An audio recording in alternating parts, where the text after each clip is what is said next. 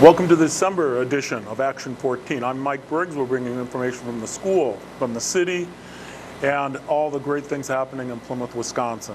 It's been a tough time, but I want to welcome Dan Mellett to the show. Welcome. Thank you for having me back again, Mike.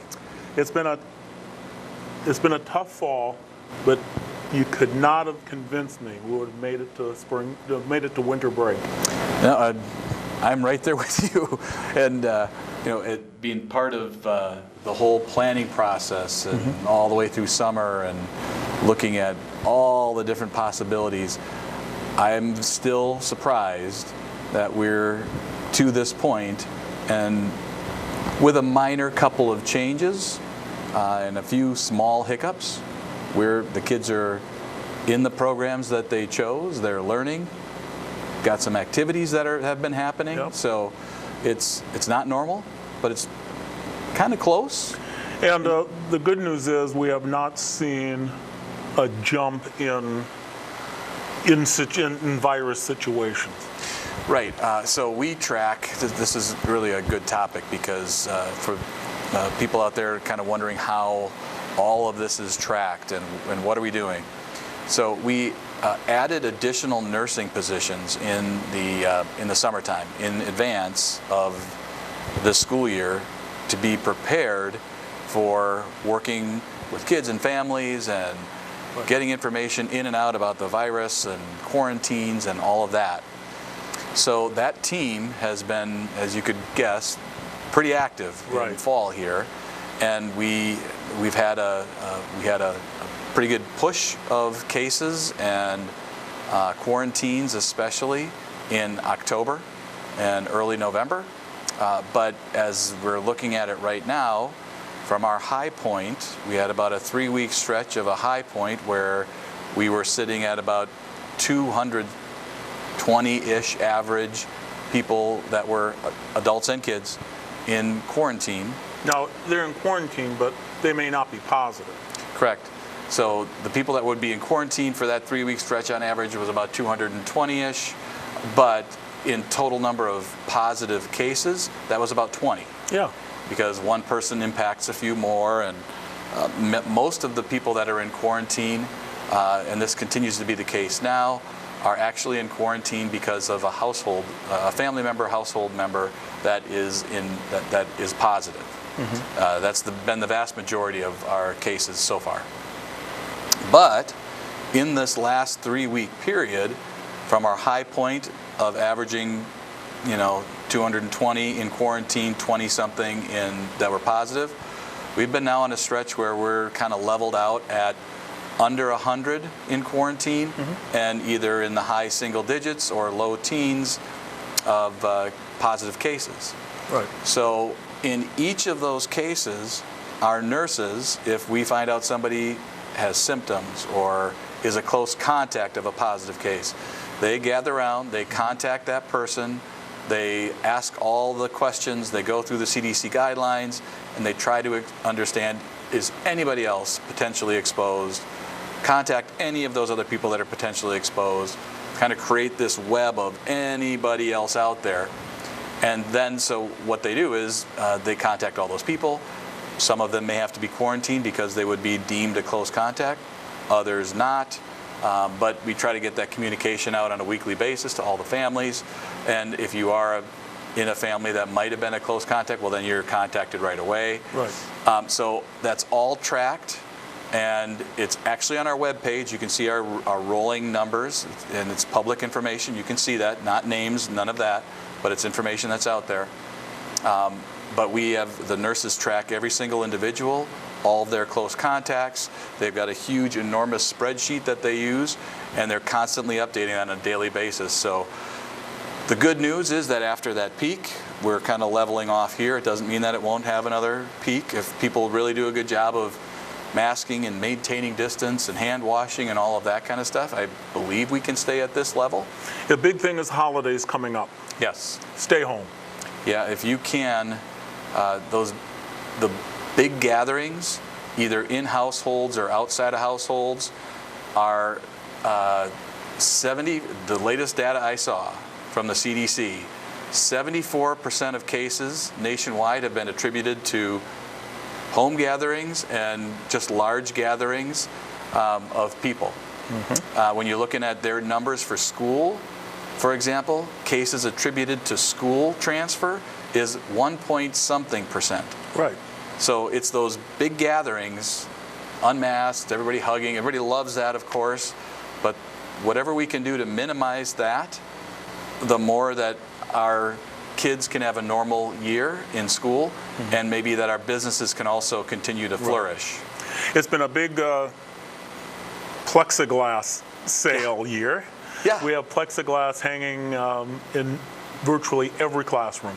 It's a good point, Mike. We spent quite a bit of resources on mitigation factors. Right. So if you look at a classroom today, you'll walk in and all the desks are arranged as they are typically arranged. However, there'll be plexiglass barriers, like a trifold, and the kids are in that plexiglass trifold barrier, seated, and the teacher never speaks to them within 6 feet without being below the plexiglass barrier. Right. Face masks are on, maybe 1 or 2 kids on the screen because they're at home, and we're doing a virtual classroom with them. And so even the programming and the work that, the way that teachers teach has had to change dramatically. It's so much pressure on our staff. It is so much pressure because not only are they teaching to a classroom, they're teaching to someone or many on their laptops live.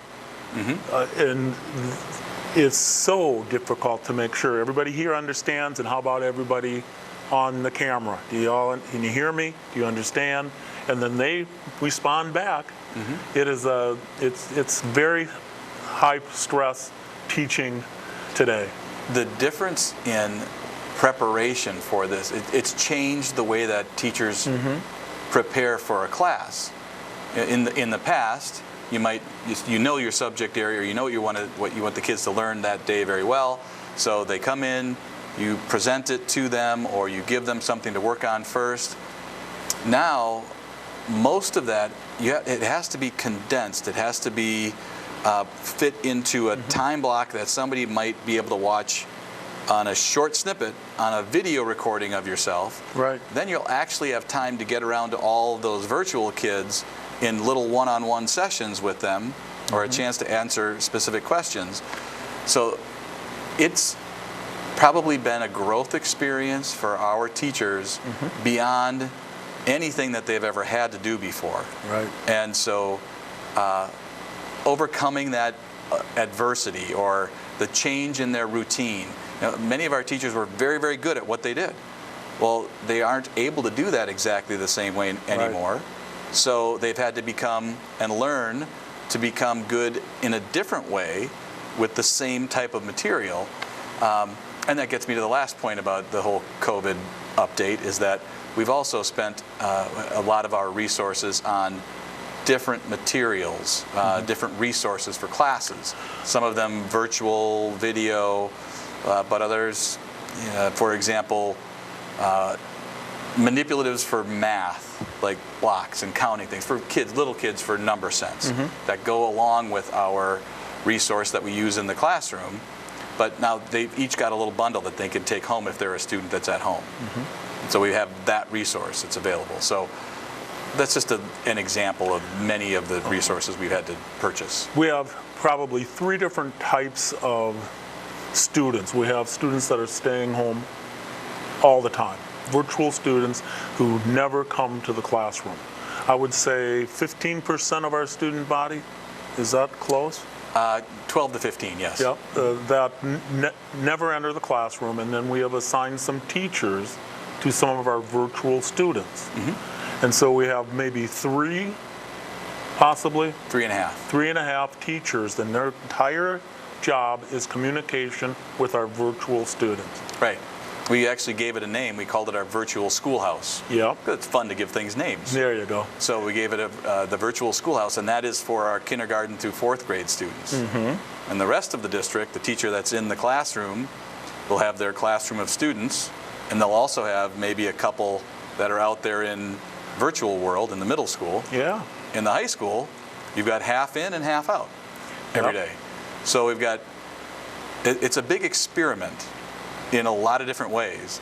And so one of the things that we talk about on a regular basis with our teachers, and our principals talk with our teachers, and we talk with our principals, of all these different experiments that we're going through, and all these different things that we're working on to try to have kids learn, which are producing the best results? Which are some of these, are there some aspects of the way that we're doing this that will be are valuable to us in the future? And we're trying to make sure that we don't say when we go back to normal after COVID that everything is just the way it was, because I think nothing will be the way it was. Right. All of this virtual connectivity and comfort with virtual connectivity, I think will change how we do a lot of things. Now, it's been a stress on our district also in supplying devices for all of our students and staff. We've had staff members that have to be home because for one reason or another, and they're actually teaching not only other students at our home, but a classroom and the teachers at home. We couldn't have done this 10 years ago. No. What we're doing right now with a laptop or a device, let's put it that way, a device with every student and a device for every teacher to make all of this happen. Right, right. And luckily, I think our district was a little bit ahead of the game in the whole one-to-one, which means one device per one student, so each student has a designated device for them. We were further along than many other places. We had more time doing it, so that was good.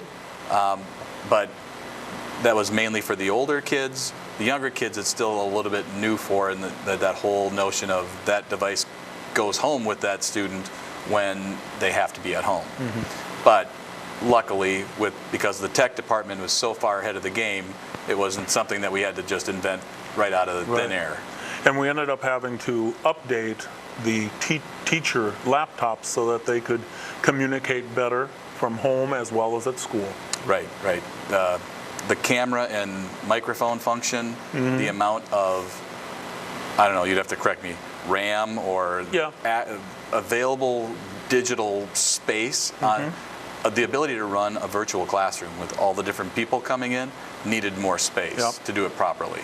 And so we have added microphones to classrooms also. We have added cameras to some classrooms also to make everything happen. And we will learn from this. It might be that we will have, on a snow day, we will still have class. We may see that in the future. We may have learned some techniques that will help us to be better year-round. I agree, absolutely. Yeah, so it's been a very big test for the district, and but I think we are winning. Yeah, I feel like we're doing very well. I agree. Yeah. Now, we did have some, we should talk about the school board meeting. You had a school board meeting last week. Which I did talk about some of the COVID update types of things, so we did that. But you also had some academic achievement, but in non-core areas that was brought up by Dina Budrecki. And tell me about all of that. These are areas that are non-core, meaning band, it would be one, etc. And you actually are still studying that on how are we doing. Exactly. Well, our Board of Education recently put into policy that student achievement in Plymouth should include information and expectations of achievement in non-core or comprehensive areas. So it's now enshrined in policy that the comprehensive aspect of our education in this district is important and should be measured, and we should know how kids are doing, not just in the core areas, which are reading, writing, math, and science and social studies. Those are like your typical cores. But also in things like music, art, tech ed, business, family and consumer economics, things, FACE classes, all of those types of things. Those should be, we should have opportunities for kids there, and we should also have high expectations for kids in those areas, because their worlds and what they want to do and their special talents might have more of a students might be more inclined in some of those areas, so we need to offer good programming for them as well. And so what we wanted to do was to highlight some of those areas at the board meeting. And how are we doing? Well, we're doing really well. There isn't this is another part of it. In the policy, it says it's not all a test. So when you go to college, when a student goes to college, they take an SAT or an ACT. It's really testing those core areas of learning. But there's a lot more to being a successful adult than just those core areas. And so in the policy it says it's not just the test. So for example, we highlighted a couple of areas. So in our tech ed at the high school, for example, Dina talked about what we're doing with our CNC programming, which is computer-controlled milling processes. And it can be on any material, metals, woods, whatever. But students have to program a shape, a thing, a widget into the system, and then the system actually builds it while the student monitors the progress of the thing being built. So as they're moving, as they're going, they typically do that in school, and the teacher helps them and everything. But now, because they're every other day, they've downloaded a program on those students' laptops where they can simulate the programming and simulate the build, so that when they come to school, they already have simulated that it should work. They can walk it over to the actual CNC mill, plug it in, do one more check so they make sure they don't damage the machine, and they can run it. So the fact that they're having to be more independent and build things and problem solve more independently, and they get teachers' help when they get back to school, is just an example of how students are maybe even in some cases having a more meaningful learning experience where it's coming from them sometimes. And the same is true with our FACE classes, cooking classes. Kids typically just do it in school and parents hear about it once in a while. Well, now, on their off days or the days when they're at home, they're having to cook meals at home, video that, talk about it, so communication, bring it back to school that way, but the families actually get to eat the meals. Right. And so Dina highlighted a recipe and a dinner that her daughter had to make for her. So just as an example. And the same can be said of our art and the music, using the spaces of our community. The parking ramp that is on the Mullet River next to Stair Park. Right. Using that space because it is, it has really great sound, I guess, but singing under that space, the kids all spread out, recording it, doing some changing, editing of the recording, trying to make it sound nice and mixing in some music with it, are things that they didn't have to do before, but they're doing it now.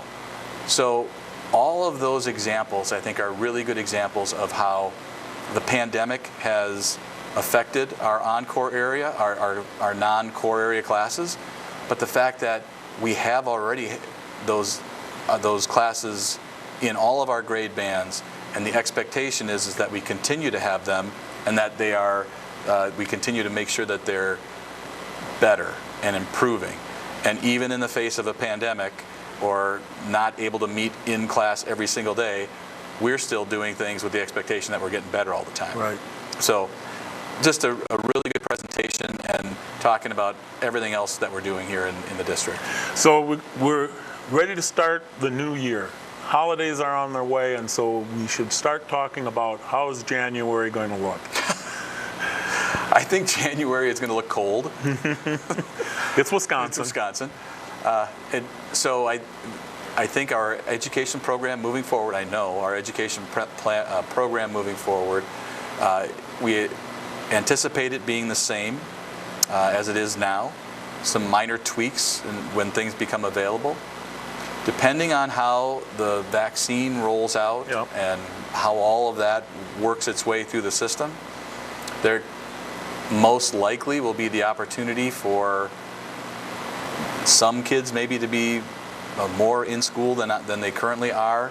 Maybe some families will want to come back if perhaps they're immunized or the staffs are immunized.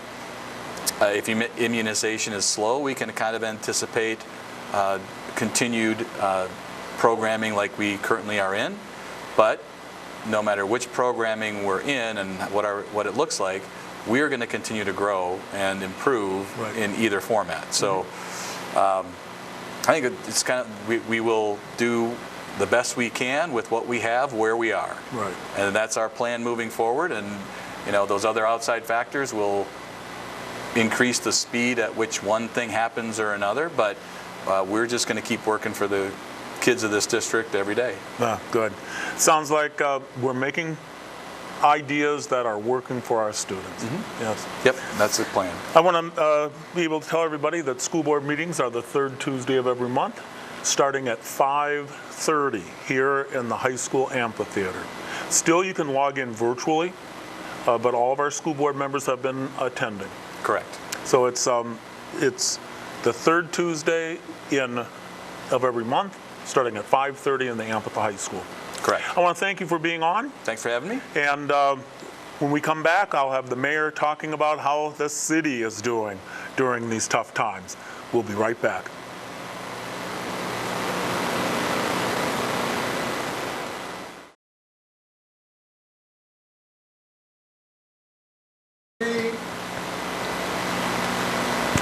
Welcome back to Action 14. I have with me now Mayor Pullman. Welcome to the show. Thank you, Mike. It's always a pleasure to be here with you and the TV 14 viewers, and always look forward to maybe a couple surprise questions. I don't know. You just never know. I just got done talking to the superintendent, Dan Mella, about how we're attacking and how education's going around with the virus and everything. And now, how's the city doing with all of this? I think the short answer is good. But there's a lot that goes into that short answer, because just like businesses, we've made so many adjustments to every day, every hour, every occurrence, and it keeps us on our toes. Back in May, before, well, probably February, March, before Brian Jurgis left, we sat down and we talked about, okay, what can we do to not only be proactive, but how can we pass that along to the community and the employees and so on. And so we made a declaration very early on when interim administrator Austin came on board. She was fully supportive of that, and she continued expanding that with alternative work hours and scheduling for our employees. Our IT person, Dave, was quick on jumping on alternative, just like school learning. Well, we had alternative learning at our utility campus, and quickly obtained through his sources, and it's nice to have a good drill sergeant. He went out and obtained a lot of laptops to have people work from home, and soon there was a shortage of that, and it's like you've got to jump on this. You can't think twice, and I signed an authorization early on back in February for $50,000 of expenditures. We didn't know what they were going to be, but we had to be able to access quickly, because we found out that the market was drying up before we even knew it. And so with having 89 employees, full-time employees, you just can't wait around to have half of your staff out. And we were considered essential employees, just like the school. So you've got to be up front on that. And I think that we were fortunate in setting the pace.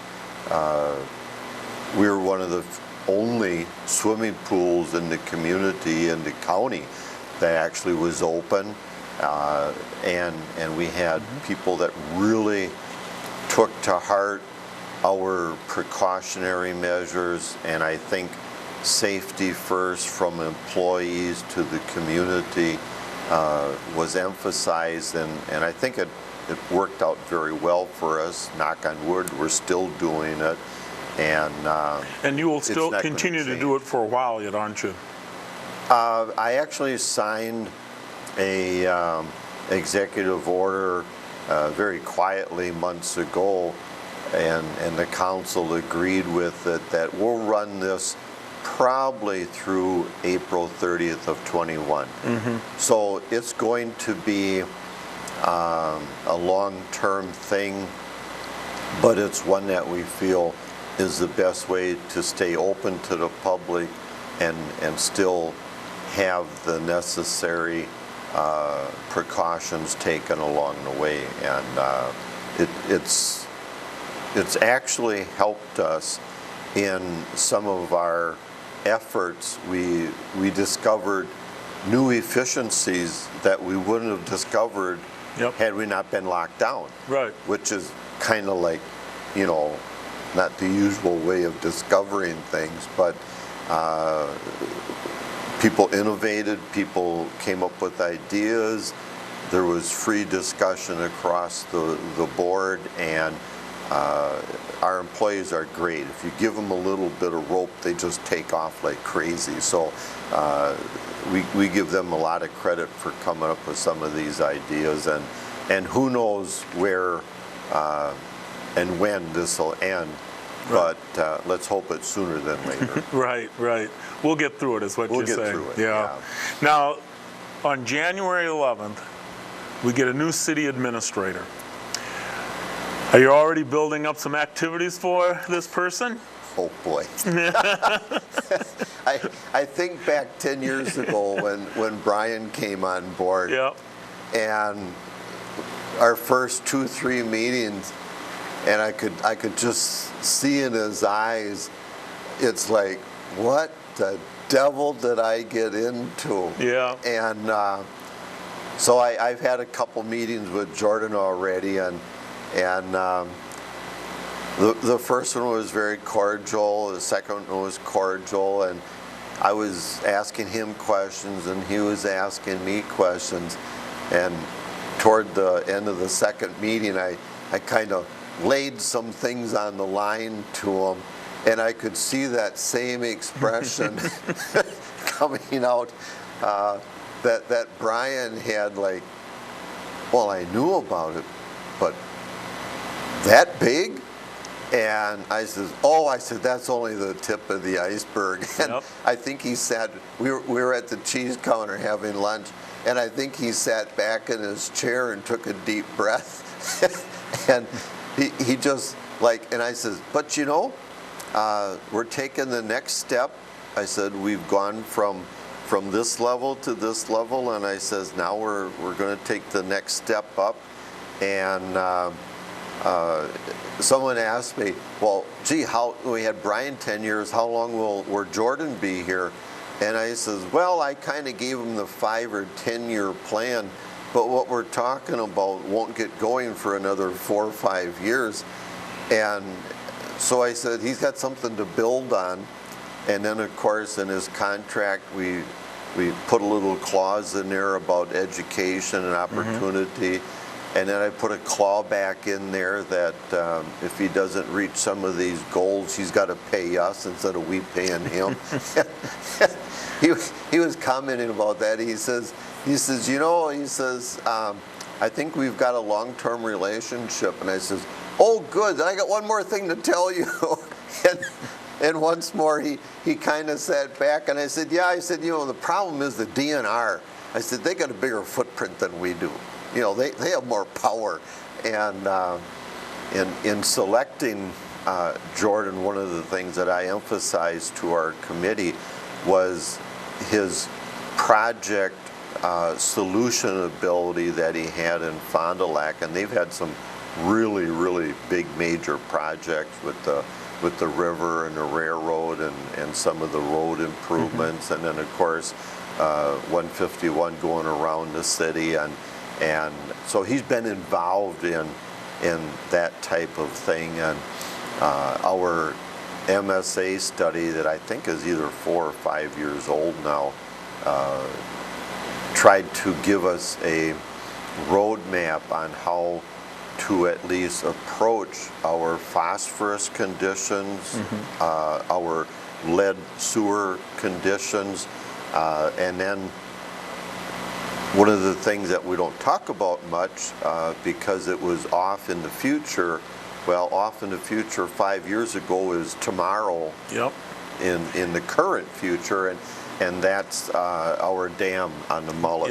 Yeah. The Mill Pond is Mill Pond Dam has to have some work done. Has to be done. We patched it for years, and patching it just isn't going to solve the problem anymore. And of course, the Corps of Engineers is involved in it because it's a waterway. So it's going to be a huge project. But let's tell our audience that not to worry that we are going to drain it, that we're going to not have a mill pond. Thank you. I agree. Good. Absolutely. The mill pond is going to stay, and it's a necessary part of what Plymouth is. It has added so much over the years. It's adding more things all the time. The kayak launch, which the Mill Pond Committee was so innovative in organizing and promoting and generating the activity for it. The landing is finally in, which is partnered, again, a partnership with the school district. That's been delayed because of COVID, and so that installation, I'm happy to say, if anybody's listening, springtime, we will see the launch for kayaks.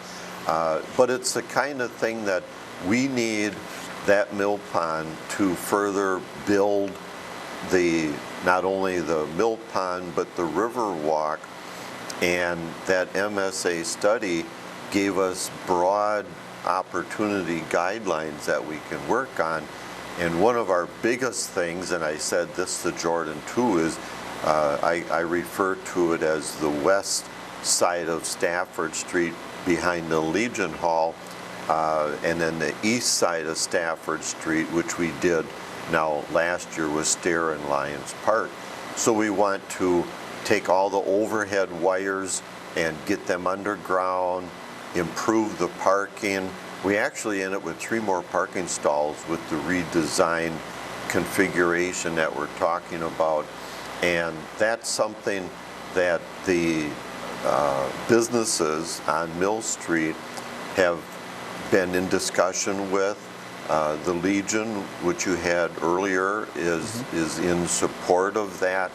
And so we have the buy-in to improve that area.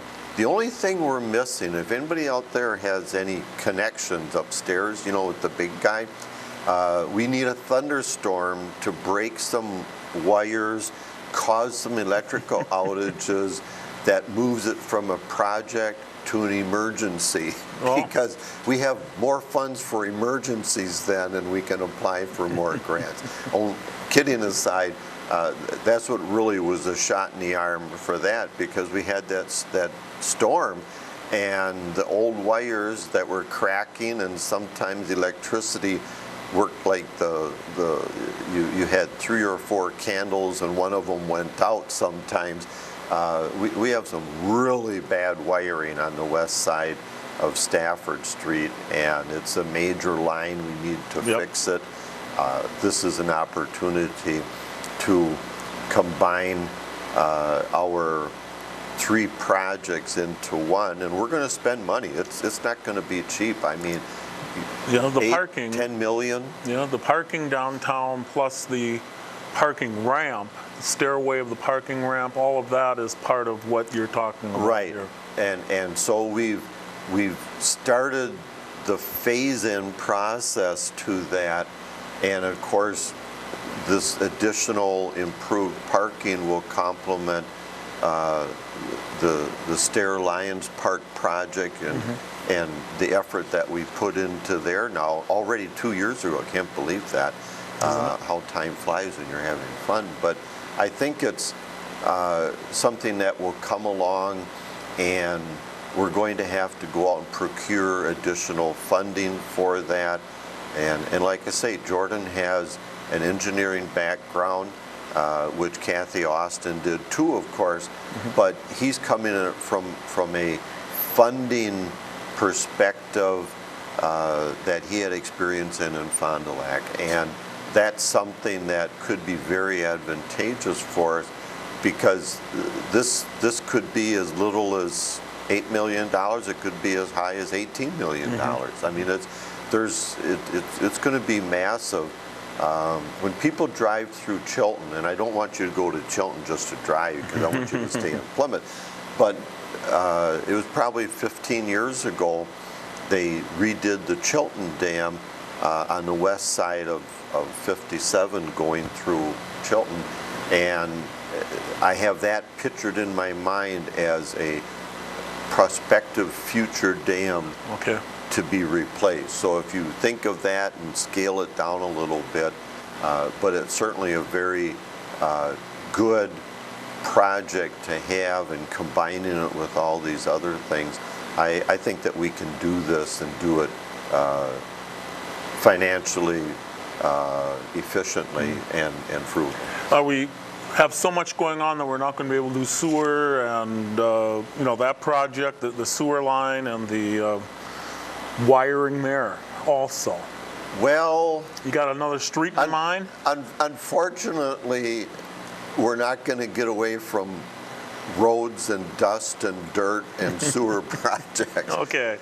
Those are ongoing as well, because part of the road project is the lead abatement project that we're under orders from the DNR to do. So we continue to do those moving forward on different sections of the older areas of the city that tested negative in their testing program, and we've chipped off probably of 800. I think we're down to 400-ish as far as additional streets that we have to do to pick up the majority of places. So we're still going to continue that. 21 will be on a smaller scale than Appleton Street, because that was a huge project, and as people go past there now, it's amazing how that came into being, and it's so much safer too. But the whole idea so is to keep at it and keep going forward along with these other projects. Correct. So there's going to be a lot of continuation on the street and sewer laterals. The one part for the river walk and the mill pond, that's still probably out 3, 4, 5 years. But it's going to take a lot of work to put that together and coordinate it. So we don't want, any ice storms too quickly to push us too fast, because we want to do it properly. Well, I wish you the best of luck as we go forward. It's going to be we're definitely going to put Jordan to work. Yes, you are. Yes, you are. We'll see if he survives the test. I'm going to remind everybody that City Council have their meetings the second and last Tuesday of every month down at City Hall at 8 p.m. 7 o'clock. 7 p.m. I'm sorry, at 7 p.m. Yeah, we're going to do that for at least the first 6 months of 21. All right. I want to thank the mayor for being on. You're welcome. When we come back, I've got the athletic director standing out there, going to give us an idea of how athletics is happening to all of this. So stay right with us. You're watching Action 14.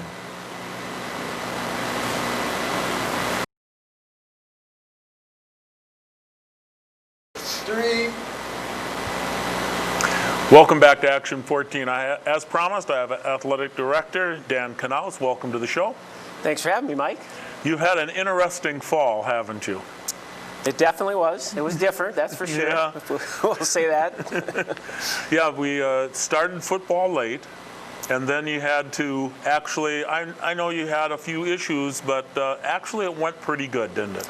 Yeah, we started football about 4 weeks late. Volleyball and soccer started 3 weeks late. I think the only sport we had that started on time was cross country. Tennis, cross country, and girls swimming all started on the same day. For some of them, it was a week late, and for cross country, it was the regular start date. But yeah, our goal all along was to provide an opportunity for kids to play the games that they love and have that extracurricular experience.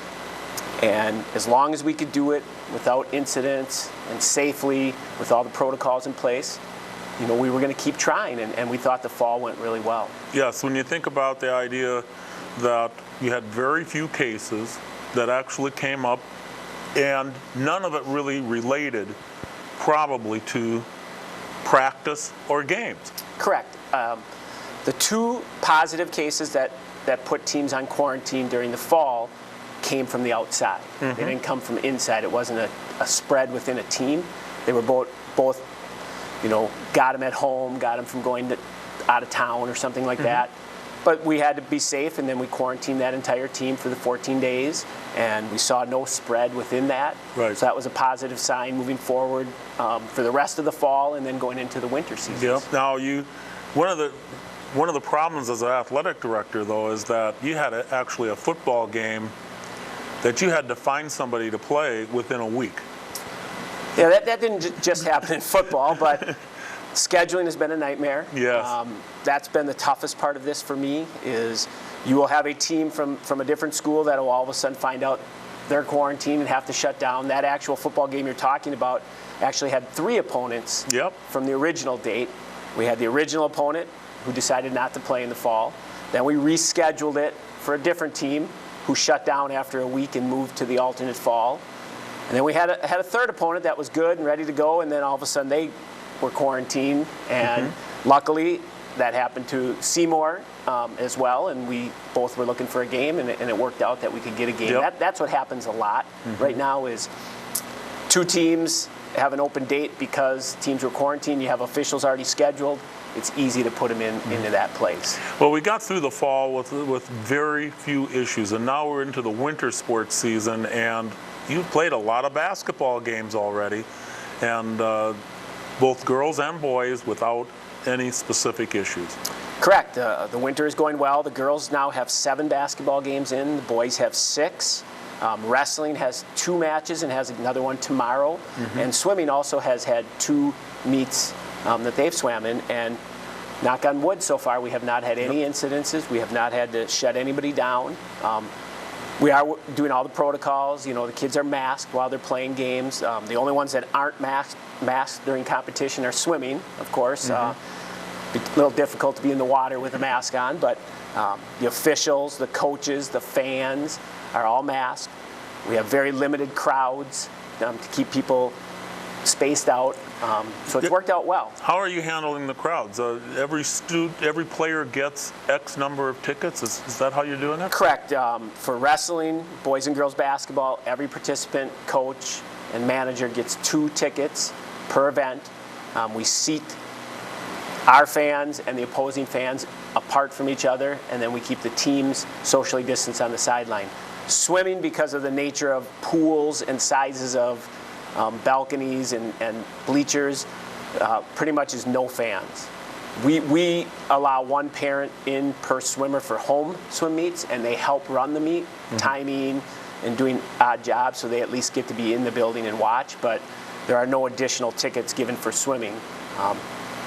Action 14 has been amazing for this COVID season because of the ability to live stream. I mean, grandpas and grandmas, I know from personal experience, from kids I've coached to teachers I work with, how their grandparents might live in Pulaski and are watching the games. They might live in Milwaukee. And they'd come to those games in past years, but this year they get to watch them live stream on Action 14 and are loving it. Yeah. Now, if someone watching wants to watch one of our events live, how do they go about to find it? Well, if you go to our district calendar, there will always be a live stream link on our district calendar.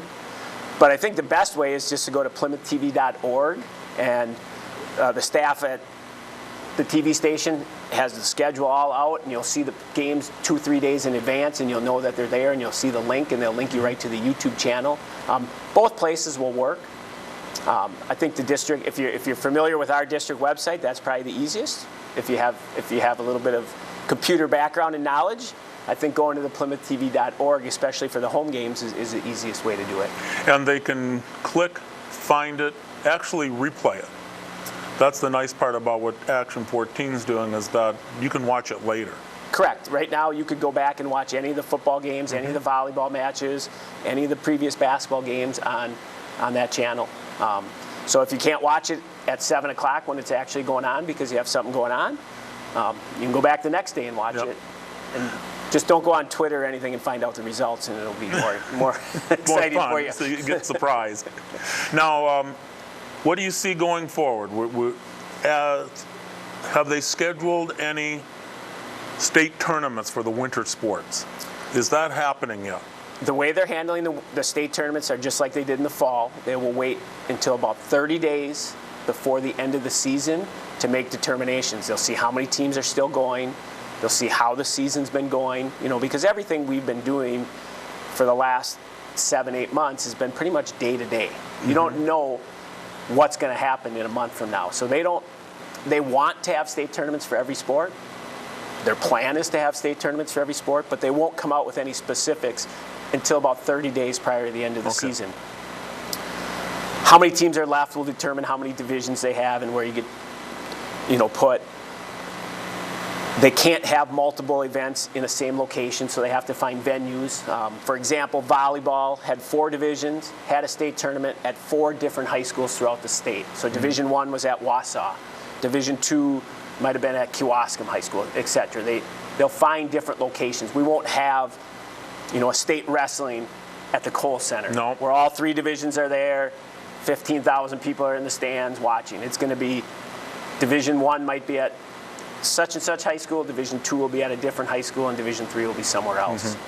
And they may not even have 3 divisions. They may not. They may or may not allow fans, or they'll have very limited fans. Those are all things that they'll decide 30 days out. Okay. They'll see what the numbers are in the state. They'll see how things are going. They'll make those determinations on each sport. Every sport in the fall had a state tournament except football. Football was the one sport that they just could not figure out a way with length of time left, venues, etc., to have a state tournament. So they just had a 2-week playoff. Now, as we go forward also, everybody's pretty healthy right now in the Plymouth Athletic Department, isn't? Yeah, I think the school in general, the whole school district in general, has been doing very well. We've had ebb and flows, ups and downs all fall and early winter, but right now we're doing well. I think a lot of it has to do with all the protocols we have in place. I think the hybrid model helps by only having half the amount of students here at the high school especially. Our practice protocols are following all state guidelines. I think all those things come into play. And I think educating our students, our community in, if you want to have these things, you got to be socially responsible. You can't do some things that you really would like to do and you normally do.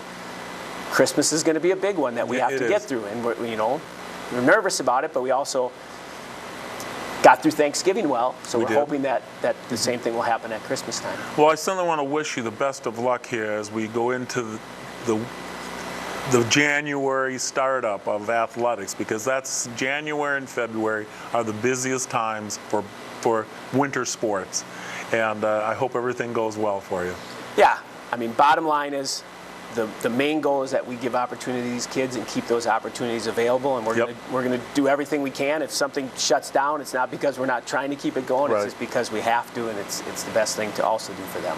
Well, I wish you the best of luck. Thanks, Mike. Yeah, thanks for being on. And I want to thank everyone here for watching Action 14 for the December edition, and until we meet again, I'll be seeing you on the radio. Bye-bye.